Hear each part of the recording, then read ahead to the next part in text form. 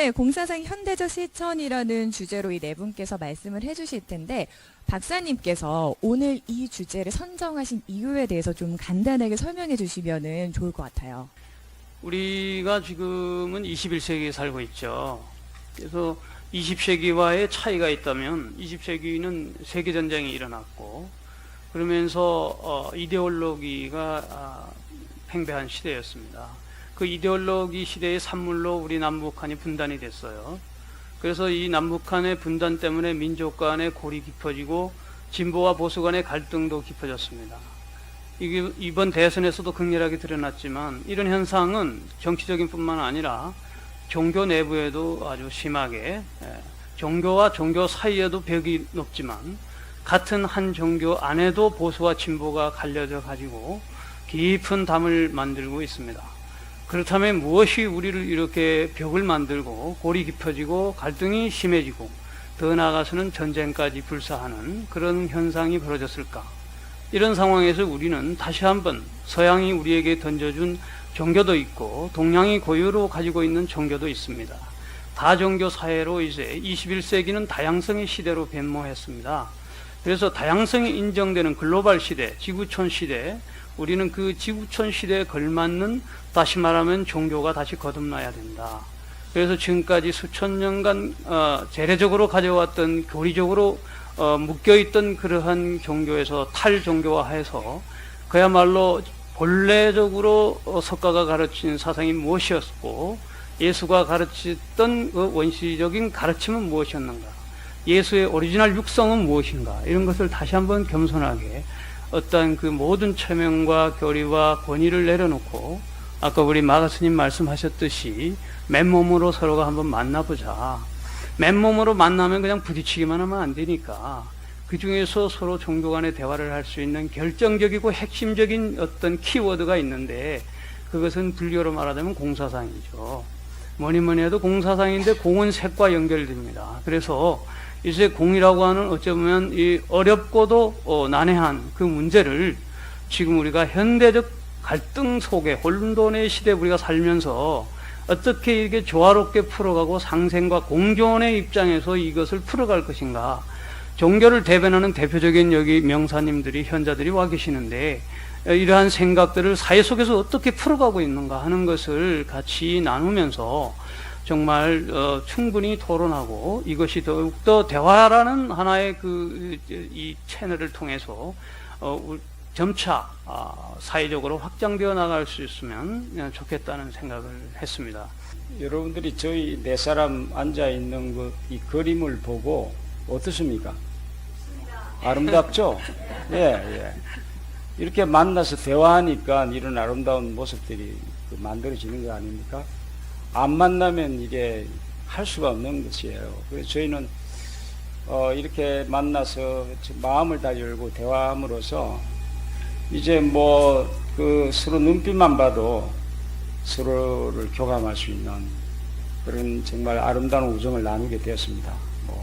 그 이상 더 할 이야기가 없겠습니다. 네. 아마 저희 네 사람이 이렇게 한 자리에 앉아 있는 것만 봐도 감동이 되는 사람들도 있다고 했지만 앉아 있는 것만 보고도 화를 내는 사람들이 있는데 개신교 신자들입니다. 한 번은 제가 우리 스님하고 식당에서 밥을 먹고 있는데 너무 유쾌한 얘기를 하느라고 막 웃으면서 밥을 먹었어요. 그랬더니 저 뒷자리에서 밥 먹던 한 분이 밖에 나가서 막 뭐라고 그래요. 그래서 왜 그러냐 그랬더니 어떻게 목사님이 이렇게 알려진 목사가 왜 저 중하고 앉아서 저렇게 재밌게 말을 하냐. 그래가지고 그게 시험이 들어가지고 막 전부 이게 무슨 모습이냐고 막 그래가지고 그분들이 모였어요. 그랬더니 우리 스님이 벌써 딱 눈치가 10단이에요. 찾아가더니 예, 집사님, 권사님, 우리 지금 최 목사님 저에게 전도하는 중이었습니다. 저는 너무너무 목사님 말씀 듣고 너무 기뻐서 지금 웃고 있었어요. 전 너무 쪽팔려서 혼났습니다. 어쨌든 지금 종교 간의 대화가 왜 필요하다고 보는가 이 질문에 대화를 해도 다투고 싸우는 가정과 일터가 집단들이 너무 많은데 어떻게 대화 없이 더불어 함께 상생의 삶을 살 수 있을까? 그런 점에서 인도에서는 힌두교와 이슬람이 싸우다가 나라가 갈라지지 않았습니까? 또 팔레스타인에서는 이슬람과 유대교가 지금도 싸우고 있습니다. 중동에서는 이슬람과 기독교가 싸우면서 9.11 테러까지 일어났습니다. 다른 나라 말할 것도 없이 우리 한반도에서 이념이 다르다는 이유로 한국 전쟁을 통해 300만이 피를 흘렸습니다. 한국 땅에서 종교가 다르다는 이유로 종교 때문에 분쟁이 일어난다면 이 얼마나 큰 비극입니까? 그래서 저희들은 어떻게 해서든지 서로 다른 종교일지라도 적어도 한국의 고등 종교라고 하는 네 종교가 부지런히 자주 만나서 화해와 일치의 그 삶을 위해서 할 수 있는 모든 노력을 다하자고 다짐하고 오늘 여기 세상 앞에 나왔습니다. 전 반드시 필요하다고 봅니다. 사실 저는 지금 저를 왜 이렇게 멀리 떼놨는지 인물로 보나 나이로 보나 가장 젊고 오늘 또 이 자리를 빛내기 위해서 삭발까지 하고 왔는데 왜 구석으로 보내나 했더니만 목사님께서 또다시 공경에 처할까 봐서 멀리 떼놓으셨군요.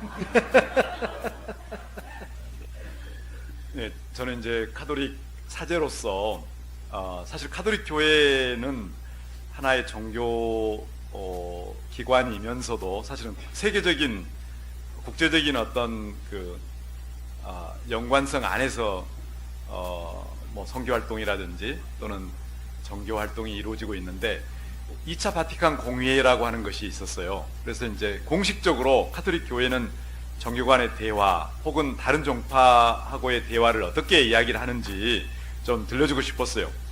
2차 바티칸 공회는 60년 초반에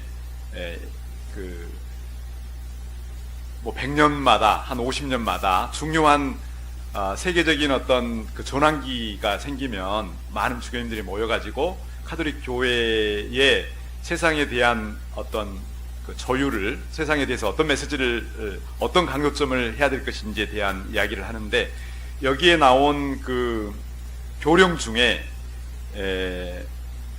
그리스도교의 일치운동에 관한 교령이 있고, 또 비그리스도교, 그러니까 유대교나 힌두교나 불교나 다른 종교에 대한 그 협력에 관한 선언이 있어요.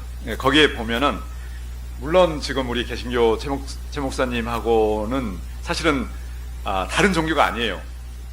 다른 종파라고 말할 수가 없어요. 한 그리스도교이고 공동체가 다를 뿐이에요. 그러니까 어떤 그 바티칸 공의회 문헌을 살펴보면 이건 함께 나눠져 있지만 형제 교회로, 그러니까 형제와 일치를 지향하는 에큐메니컬 운동의 한 파트너라고 생각할 수가 있어요. 사실 저는 지난 겨울에 2월 달에 그 최 목사님이 초대를 해가지고 다일공동체에서 설교하는 자리에 초대를 받아서 제가 그 말씀을 함께 나누는 적이 있었습니다. 이런 것처럼 우리는 이제 한 500년 로또 종교교육 이후에 500년이 지났지만 그 동안에 가지고 있는 좋은 어떤 방향들이 있으면 서로 배우고 서로 화해와 일치를 지향하는 공동체라고 말할 수 있고, 사실은 불교와 원불교도 제 입장에 볼 때에는 좀 그런 관계가 아닌가 하는 생각이 들어요. 오늘 공사장을 나눌 때 본질적으로 같으면서도 조금 다른 어떤 실천적인 면에서 달라질 수도 있겠지만 그런 관계다. 그리고 이제 이웃 종교, 지금은 타종교라고 않고 이웃 종교라고 이야기하는데, 이웃 종교하고의 대화에 있어서 다른 종교에서 지니고 있는 옳고 선한 것, 거룩한 것, 이런 것을 함께 배우고 참 진리를 향해서 대화하고 협력하고 또 정신적이고 윤리적인 선을 서로 공유하는 것, 이것은 굉장히 권장할 만한 일이다 서로 대화를 적극적으로 권하는 그런 입장의 가톨릭 교회에서는. 그렇기 때문에 종교 간의 대화라고 하는 것은 하나의 신학적인 분과 학문이기도 하고요. 그래서 사실 저는 이제 철학을 전공한 사람입니다만은 물론 이제 신학 석사를 했고 그래서 신학자이기도 하고 철학자이기도 하는데 이런 면에서는 우리가 대화를 통해서 오히려 더 풍요롭게 하나인 진리를 우리가 지향하고 공동으로 찾아 나설 수 있지 않겠는가 하는 생각이 또 기대가 있습니다. 감사합니다. 제가 지금 안경을 가지고 자꾸 만지작거리고 있으면서 답답하면은 안경을 끼고 이렇게 보고 있는데요. 안경을 끼고 나니 답답한 세상이 아주 밝게 빛나는 것 같아요. 우리가 강아지를 많이 키운다고 합니다. 대화하기 위해서랍니다. 오직 사람과 사람 관계가 단절돼 있으면은 개하고 그렇게 대화를 하려고 할까. 얼마 전에 제가 잘 아는 또 우리 최이도 목사님을 제가 한번 만났는데요. 왜 자꾸 개독교가 어디서 나온 말이냐 라고 물었더니만 그 최이도 목사님께서 개신교와 기독교를 합해서 개독교라고 부른다라고 아주 편하게 말씀하시는 모습을 보고 아하, 그래, 우리가 대화가 필요한 건 바로 이거구나. 어느 한쪽이 잘못됐다고 공격하고 서로 네 잘나니 못나니 싸우는 게 아니고 대화를 통해서 오해가 있으면 서로 풀어가고 또 함께 가는 것이 우리 모든 종교가 원하는 길이구나라고 하는 걸 느꼈답니다.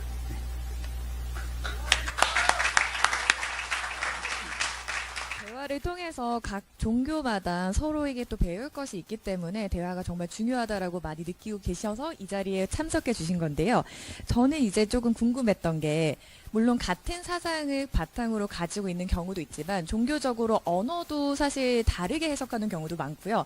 신념 같은 것도 다르다 보니까 이거를 어떤 식으로 저희가 오늘 주제인 공사상 같은 경우에도 각 종교마다 다 다르게 해석을 하게 되잖아요. 어떻게 대화가 가능한지가 좀 궁금하더라고요. 목사님께서 먼저 말씀해 주시겠어요? 교리적 논쟁으로는 사실 대화가 단절이 되죠. 저희들이 한 번도 교리로 밤을 지새우며 얘기한 적은 없습니다. 각자에게 교리가 없는 게 아니라 있는데 먼저 머리로 만나는 것이 아니라 가슴으로 만난 거죠. 그래서 우리 부처님의 자비와 또 우리 하느님의 사랑이 함께 같이 거기에 감동되어서 이 땅에 지극히 작은 자라고 불리우는 소외된 사람들, 사회적 약자, 소수자에 대한 그 뜨거운 관심은 동일하거든요. 그래서 저희들이 함께 이렇게 교리적 논쟁의 자리는 가급적 피하고 우선 함께 공감되는 것부터 하기 시작한 그런 형제의 우애를 바탕으로 하다 보니까 요즘은 별 말을 다 해도 상처를 안 받아요. 서로의 상처. 그러니까 저희들이 어떻게 해서든지 교리 논쟁은 싸움을 유발할 수 있으니까 그러므로 대사회적 실천의 현장에서 이웃을 돕는 선한 종교인들끼리의 어떤 대화 그리고 공동선을 지향하면서 이야기를 나누는데 그 이야기가 정말 그 공허한 이야기들부터 시작된 게 아니고 정말 뭐라고 말을 할 수가 없어요. 우리가 각각 서로 처음 만날 때 우선 허그하면서 만났어요. 첫 만남에서부터 뜨겁게 우리 가슴의 언어로 얘기해 보자고. 그래서 생각은 수천 수만 사람들이 다 생각이 다를 수 있잖아요. 그러나 느낌은 세 가지밖에 없다 그래요. 공감하든지 동감이든지 반감이든지. 그래서 저희들은 느낌 언어는 정확하게 표현했습니다. 서로 생각은 다를지라도 나는 거기에 동감합니다, 공감합니다, 또는 반감이 드네요. 거기에 거짓없이 솔직하게 이야기를 나눴기 때문에 설령 우리가 서로 언어가 다르고 신념 체계가 다를지라도 그렇게 큰 문제가 되질 않았습니다. 문제라고 여기는 사람에게는 문제인데 이건 문제 아니네 하는 사람에게는 문제가 아니었습니다. 여기까지입니다. 그래요. 사실 저희들이 이 주제를 가지고 이번에 한번 토론을 해보자라고 얘기가 나왔을 때 제가 하지 말자. 공을 어떻게 말로 할 수가 있느냐. 이건 체험이 되지 않은 상태에서는 말로 하는 게 아니다. 라고 제가 굳고 반대를 했었거든요. 근데 또 저희들은 또 다수결 원칙에 의해서 또 하자는 분이 또 많다 보니 이렇게 또 하게 됐는데요. 정말 이것은 공이라고 하는 것은 굉장히 심오한 얘기고 우리들이 머리로 지식으로 받아들여 가지고는 오히려 공을 해치는 또 다른 벽을 더 만들어 버리는 상황이 발생하지요. 여기 조견당에서 오신 것 같아요. 조견당 주인께서 오셨는데요. 우리 반야심경에 조견 온계공이라고 하는 얘기가 나오거든요. 오온이 공한 것을 비추어 본다는 거죠. 오온이 공한. 그러니까 지금 여러분이 보고 있는 이 모든 사물들이 우리는 있다라고 단정을 해버리잖아요. 있다라고. 근데 이것을 실체를 잘 보다 보면은 이게 비어있는, 비어있구나, 있다라고 할 수 없구나, 라는 경계까지 간다 이거죠. 이것은 수행을 통해서만 가능한 거지, 말로, 머리로 해야 돼가지고는 되지 않는 성질의 것인데, 지금 공을 얘기하고 있고요. 어쨌든 이 공으로 인해서 우리가 이제 우리 사회 통합을 이루고 종교 간의 대화를 이끄는 작업인데요. 저는 제가 볼 때는 이제 나라고 하는 이놈을 완전히 없애버린다면 완전한 공이 될 거고 너와 내가 하나가 된다라고 지금 보고 있고요. 우리 기독교에서는 어떻게 얘기하냐 하니까 아마 두 분 앞에 제가 이제 문자 좀 뭐 서당계처럼 옳픈데요. 나라는 게 온전히 없어져 버리고 온전히 하나님과 일체가 돼버리는 상태. 나라는 게 추워도 없는 상태. 하나님 있고 나. 이게 바로 공이다라고 우리 불교에서 얘기할 수가 있겠죠. 그러니까 나를 없애는 작업. 너와 내가 존재하는 게 아니고 내가 없어짐으로 해서 너와 내가 둘이 아니고 하나가 된 상태. 네. 기독교에서는 저가 내 안에, 내가 저 안에.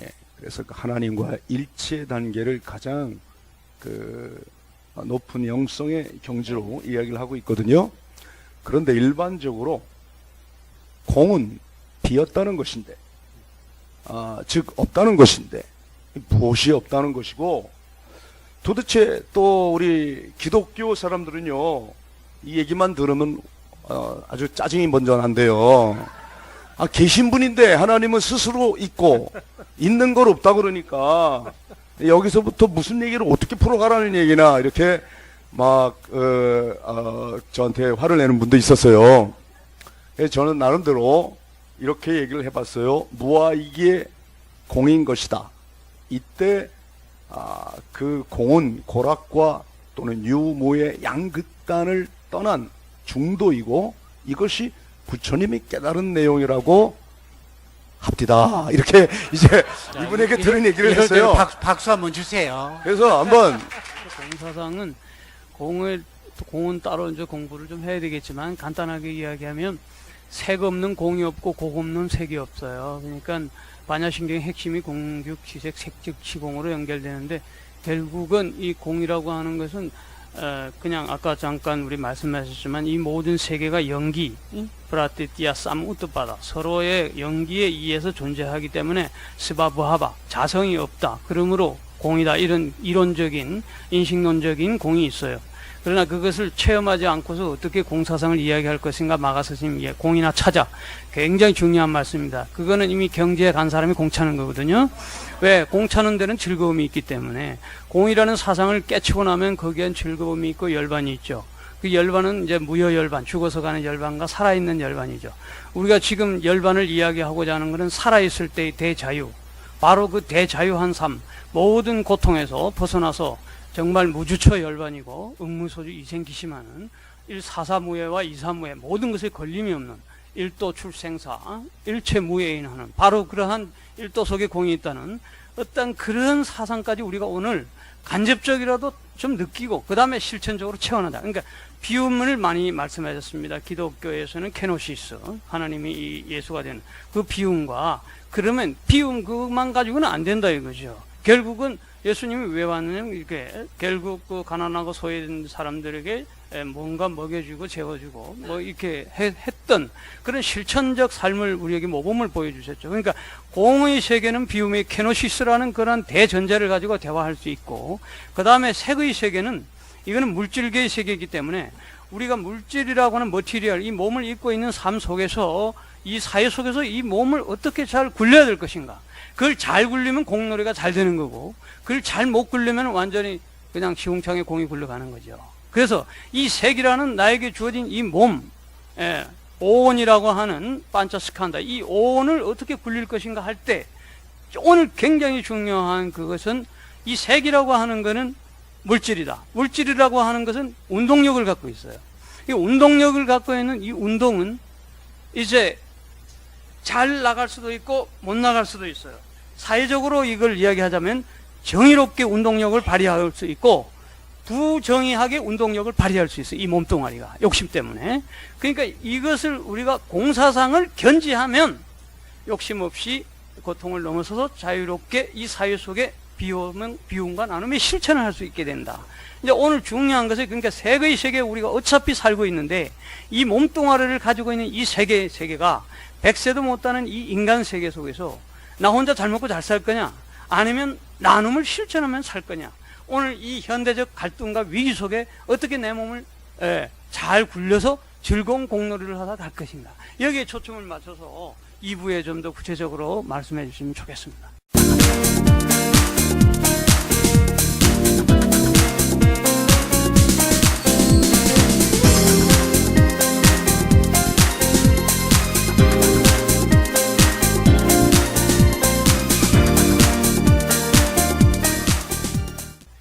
진공묘유의 준말입니다.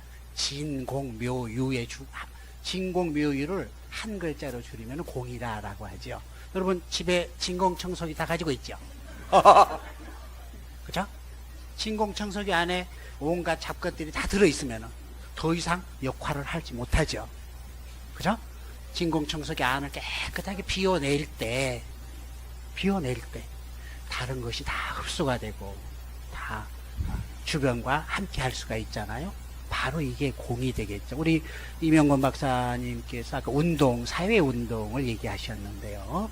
정말 우리 공을 잘 체험하고 나면은 너와 내가 둘이 아니기 때문에 너의 아픔을 어루만져주고 함께 손잡아주고 할 수 있는 사회 운동을 할 수밖에 없겠죠. 하고 싶어서 하는 게 아니고 그 길밖에 할 일이 없게 되지요. 첫 번째는 진공이 먼저 돼야 되고요. 완전히 진공이 없는 것도 아니고 빈 것도 아닙니다. 그 속에는 묘한 게 있다 이거죠. 묘한 게. 그죠? 그게 바로 운동이죠. 우리가 함께 손잡고 일하는 하나님의 역사함이 바로 묘유가 되겠죠. 아멘. 네. 정말 아까 마가 목사님이라고 부르셨는데 어쩐지 낯설지가 않더라고요. 네. 그러면은 묘하게 질문을 넘어가 보도록 하겠습니다. 현대적 실천에 대해서 저희가 좀 이야기를 나눠보려고 하는데요. 각 종교마다 이 공사상을 어떻게 정치적 또 경제적으로 현대적 실천을 할 수 있을지 공사상을 바탕으로 좀 짧게 의견들을 말씀해 주시면 좋을 것 같아요. 누가 먼저 말씀해 주시겠어요? 네, 신부님께서.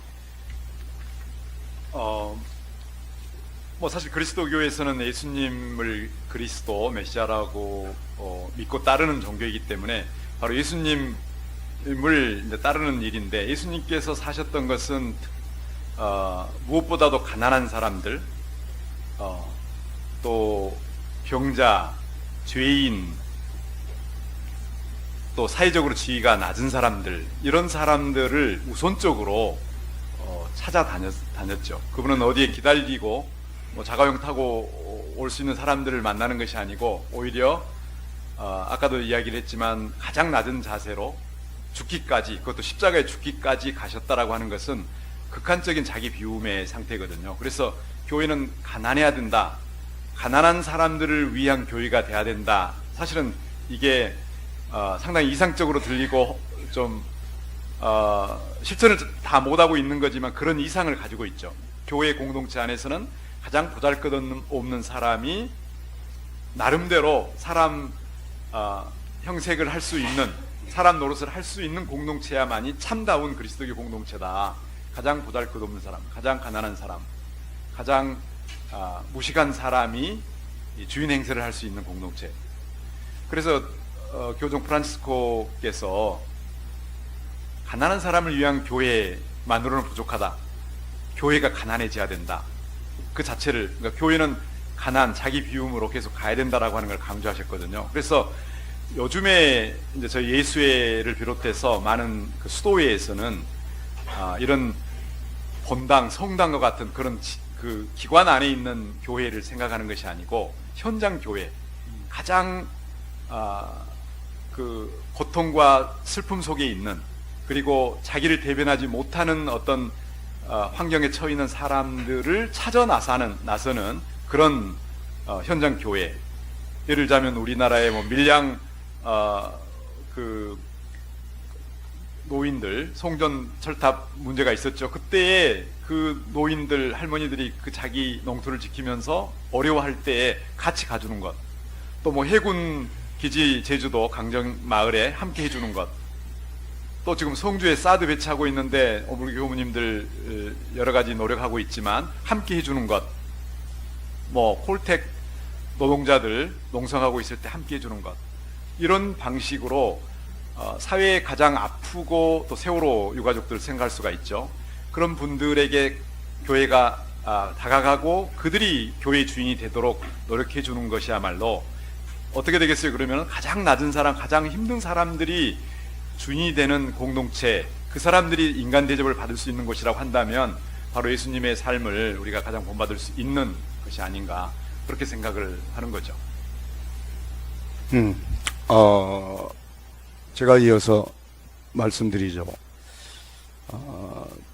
공사상의 사회적 책임 또는 사회적 실천의 하나로 저희 다일 공동체는 이제 밥퍼 나눔을 시작했습니다. 한 그릇에서 어떻게 지난주에 1000만 그릇까지 되었는데 숫자가 중요한 건 아니고 했다는 의식도 없이 여전히 한 영혼, 한 사람에게 한 그릇을 정말 소중하게 함께 나누는 그 나눔으로 이어져 온 것은 좀 불교의 공사상은 모릅니다만은 아까 비움이라고 얘기할 때 그 비움과 채우니까 비울 수 있고 비우니까 채워지는데, 이것은 우리 기독교에서는 특히 가톨릭뿐만 아니라 개신교도 사도행전 4장에 나타나 있는 초대교회 원시교회 성도들의 삶에서 찾을 수 있습니다. 그분들은 깨달은 이후 그 성령 체험을 한 이후에 자기의 것을 자기의 것이라고 여기지 않았습니다. 이 사람들이 다 엊그제만 해도 땅도 내 것, 집도 내 것, 아내도 자식들도 심지어 노예도 자기 거라고 주장했던 사람들인데 어느 한순간부터 자기의 것이 아니다. 그리고 그 무소유의 삶을 실천했고 그런 개인 소유가 공동 소유로 발전한 게 아니라 소유가 없는 삶도 우리 교회가 그렇게 시작을 했습니다. 교회 출발이 내 것이 아닌 것으로 시작을 한 거죠. 근데 오늘날 현대 교회가 하나같이 무엇 때문에 그렇게 처절하게 대립하고 갈등하고 힘겨루기 패가르기 기적을 하느냐? 자기 거라고 생각하거든요. 그런 이 헤게모니 쟁탈, 이런 모든 것이 결국 공사상의 현대적 실천에 이르지 못했기 때문에 다시 말하면 기독교적인 용어로 하면 정말 나눔과 섬김을 실천하기 위한 자기 부정의 길, 이 십자가의 도에 이르질 못해서 여기까지 이렇게 진통하고 있는 것 같습니다. 그런 의미에서 지금 엊그제 1000만 그릇을 이렇게 나누면서 많은 분들이 어떻게 29년간 1000만 그릇이 될 수 있느냐고 묻는 분들이 많았지만, 신앙적 해석으로는 저는 이렇게 말을 합니다.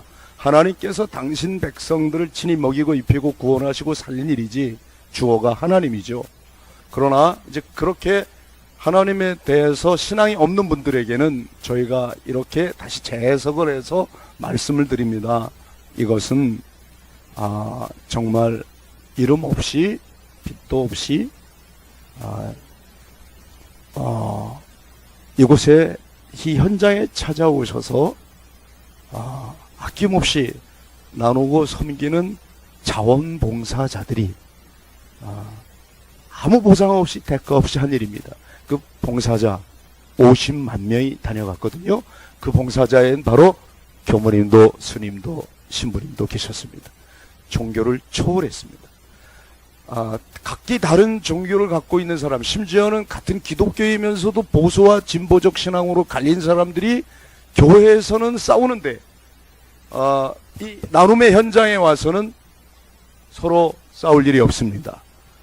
저 사람도 와서 봉사하네, 저분도 봉사하네, 그러면서 서로 자연스럽게 그 공통 분모가 생기는 걸 봤습니다.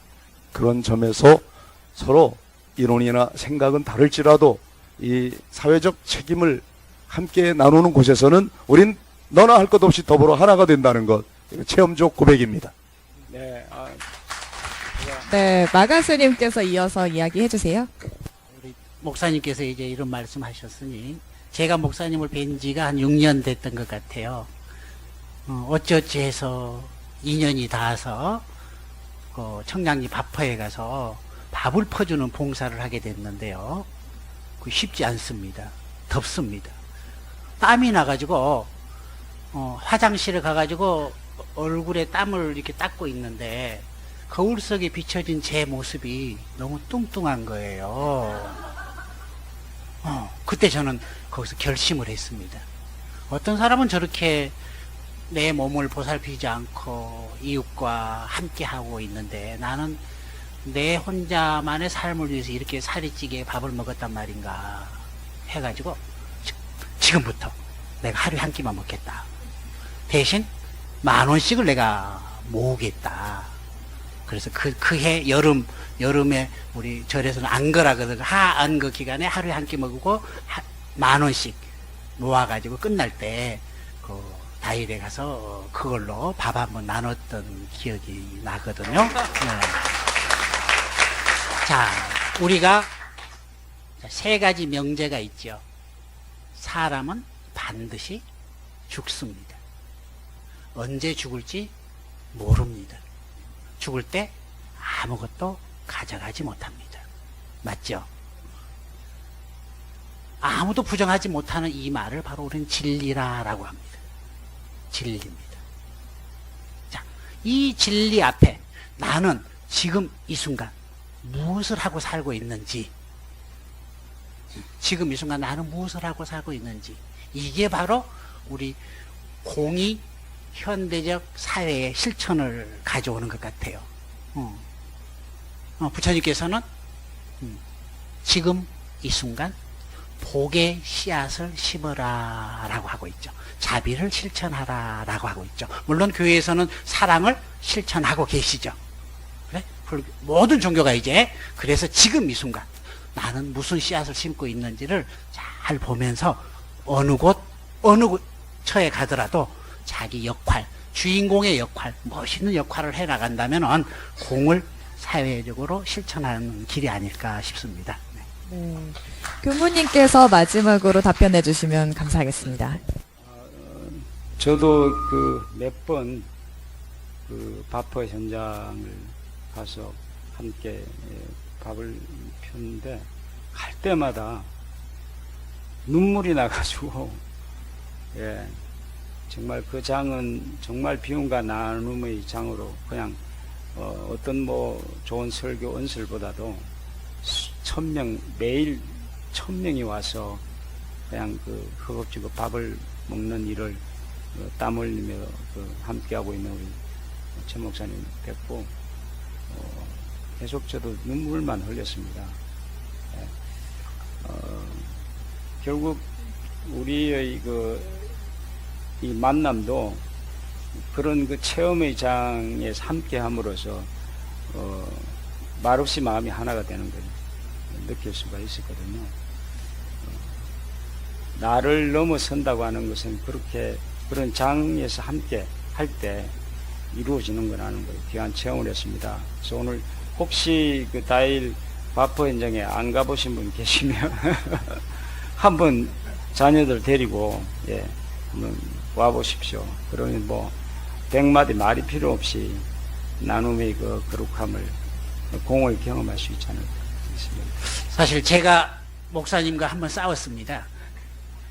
심하게 싸웠습니다.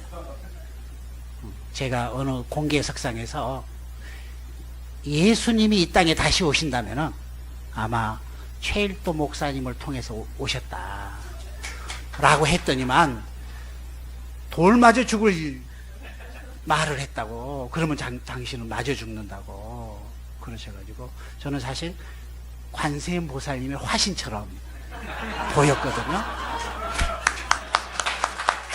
이런 얘기가 나 2번 죽이는 겁니다. 제발 하지 마세요. 근데 사실 저는 개인적으로 오늘 이 자리를 통해서 굉장히 궁금했던 게 굉장히 방황하고 힘들어하는 청년들을 위해서 공사상과 관련해서 또 신부님께서 희망적인 메시지를 또 전해주실 수 있을 것 같아요. 어떨까요? 오늘 뭐 이렇게 그 예화를 많이 들어서 저도 젊은 시절에 한때 이제 세속적인 의미의 출세를 지향하는 그런 그 법학도였어요. 법학을 공부하는 사람이었고 고시를 합격을 하면 내가 어떤 위치에서 무언가를 할 수 있겠다, 더 많은 일을 할 수 있겠다라고 하는 막연한 생각으로 공부를 열심히 했는데 나중에 이제 군에 갔다 와서 그 공부를 하는 가운데 계속 어떤 공허감 같은 것이 느껴졌어요. 공허감. 뭐 이거 이제 실존적 진공 상태, 무의미함, 뭐 세상에 대한 그런 것들을 가끔 체험하게 됐는데, 그러면 이제 내가 어떻게 공부에 집중하지 못했는가 보다 라는 것이지만, 실은 그때 이제 어떻게 보면은 세상의 무의미성, 내가 지금 하고 있는 일에 대한 어떤 허무함, 공을 조금 체험한 거죠. 그러니까 무를 체험한 거죠. 근데 어느 날 그러한 것이 한 번 있었던 것이 아니고 몇 차례 계속 반복되게 왔다는 것을 알고 일기를 이렇게 떠들어 보니까 역시나 반복된 현상이었어요. 그리고 나서 계속 나아가는 일기에 내 자신에게 오히려 더 용기를 심어주면서 하느님께서 나를 부르는 길은 내가 지금 하고 있는 일 안에서다. 그리고 하느님은 분명히 이 고시 공부를 하면서 뭔가 나에게 주실 것이다. 뭐 이런 메시지, 자기 체면과 같은 것들이 연속적으로 반복적으로 있었지만, 저는 그 반복되는 나를 바라다 보면서 굉장히 슬픈 마음이 올라오기 시작을 했어요. 뜨거운 것이 이렇게 막 목적까지 올라와 가지고는 터지기 시작을 했는데, 한참 동안 제가 울었습니다. 한참 울고 있을 때 그 감정은, 내가 여전히 나를 버리지 못하고 여전히 나의 어떤 출세욕이나 또 현세적인 욕망 속에 사로잡혀 있는 나를 발견한 거죠. 그것은 아마도 주위에서 나를 만들어준 허상이었을 겁니다. 그것만 있으면 될 거라고 생각하고 무조건 고시 공부, 되게 많이 그렇잖아요. 그래서 저는 젊은이에게 이제 던지고 싶은 것은 뭐냐면, 제가 체험했던 바로 그 지점에서 그 다음에 이제 눈물을 흘리고 나서 서서히 떠오르는 것은, 지금 여기서 내가 가장 소중하게 여기는 것, 가장 하고 싶은 것이 무엇인지를 찾아야 되겠다. 나의 것이 아닌 껍데기를 가지고 움켜쥐고 가지 않아야 되겠다라고 하는 결심을 했는데요. 그게 바로 저의 회심 체험이에요. 그러니까 뭐 출애굽 사건 이야기 있잖아요. 종살이, 그 세속적인 욕망에 사로잡혀 있는 저, 그리고 그러한 나의 끊임없는 한계를 체험하면서도 벗어나지 못한 나를 보고 너무나 슬펐어요. 그리고 나서는 그 다음 날부터 우선 그 공부를 하는 게 중요한 게 아니라 정말로 나의 스승들을 만나서 나에게 조언을 할 수 있는 사람들을 만나서 나의 갈 길을 찾아야 되겠다. 이제 그런 후 이제 한 1년 반 정도 되고 나서 제가 뭐 졸업하자마자 예수회라고 하는 수도회에 입회하게 됐는데요.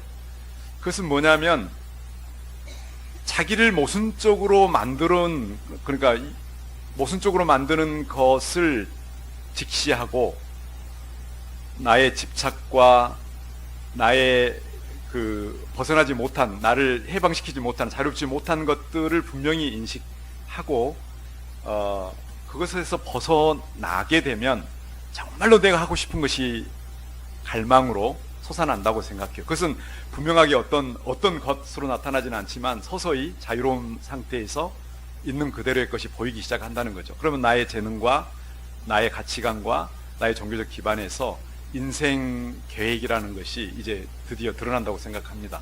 그래서 나는 젊은이들이 학교에 들어오자마자 취업 준비한다, 무슨 스펙 쌓는다, 너무 분주하게 그 경쟁에 시달리다 보니까 미리부터 준비를 급하게 하는데 그것은 계속 보관에 들어갈 수가 있다는 거죠. 그게 무엇인지 알고 거기서 벗어나야만이 진정으로 내가 정말로 가슴 뛰는, 그리고 한 걸음 한 걸음 옮길 때마다 정말로 내가 살아있구나, 자기 자신에 대한 긍지, 살아있음에 대한 감사로운 삶으로 나아갈 때에 참 나의 길을 발견하게 되는 것이고 거기에 투신하면 된다고 봐요. 그것은 사회적 지위가 있든 없든 부자가 되든 말든 뭐 그것하고는 상관이 없는 겁니다.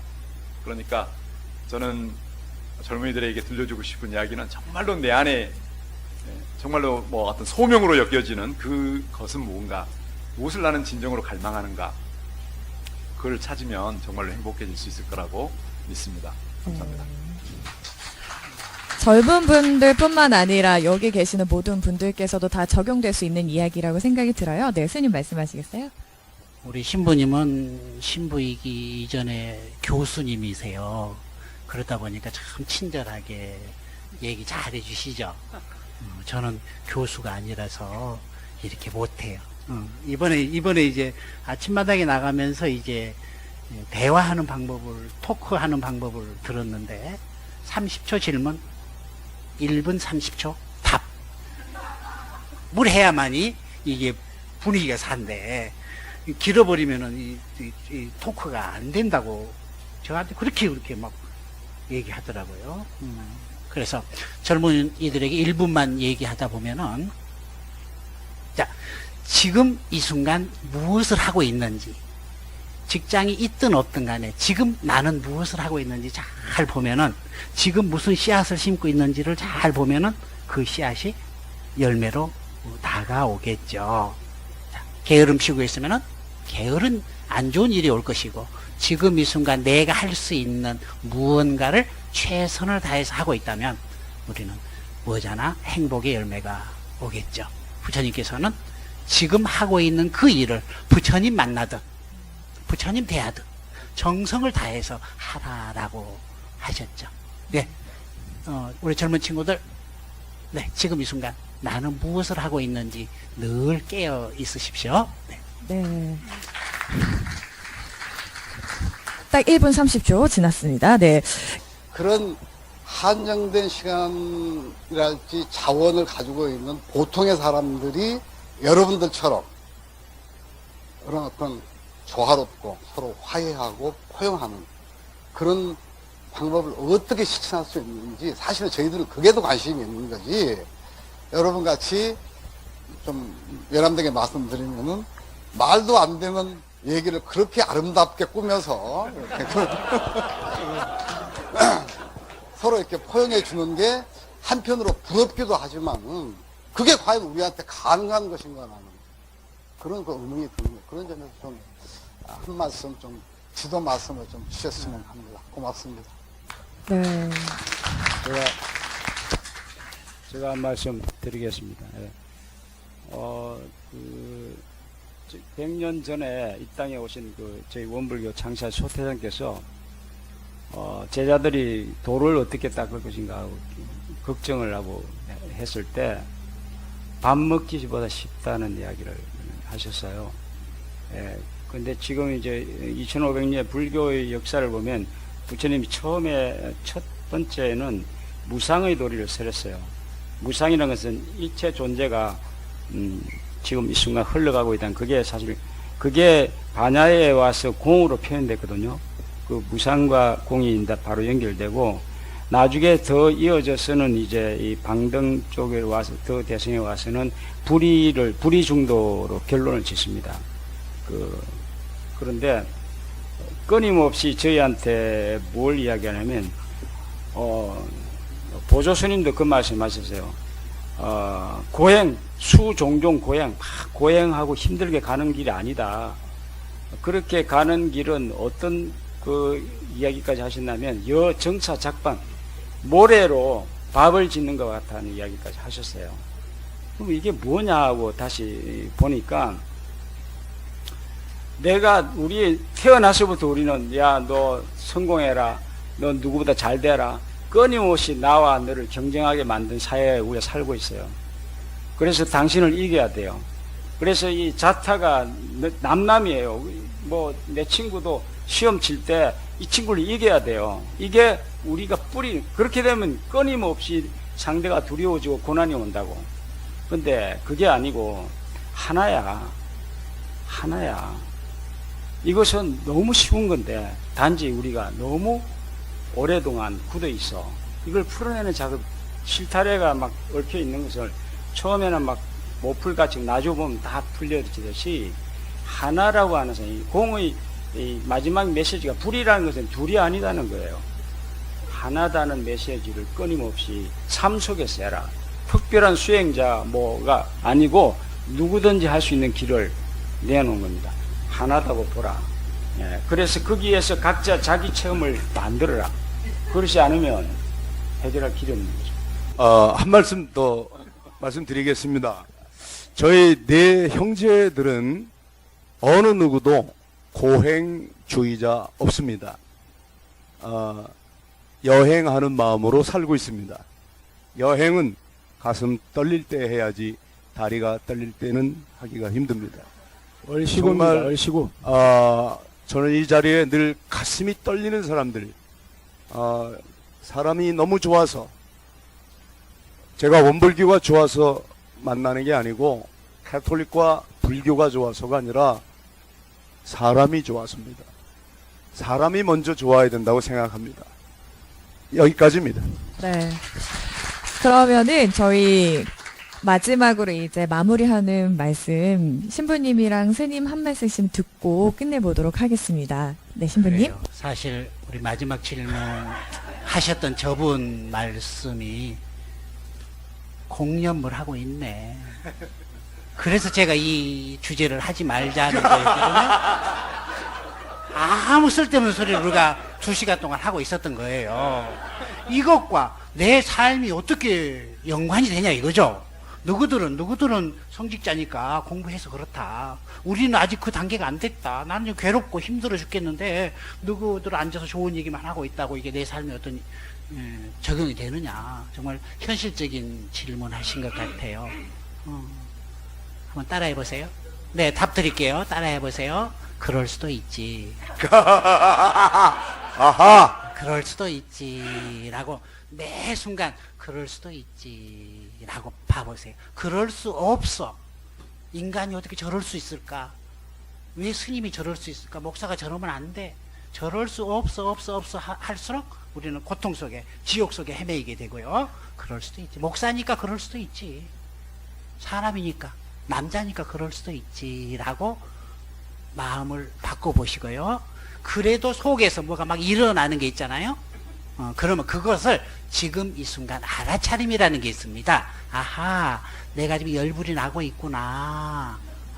침이 마르고 있네, 어떠고 있네. 그럴 지금 수도 있지. 이 순간에 깨어 있으면, 지금 이 순간 깨어 있으면 되겠습니다. 네, 마치겠습니다.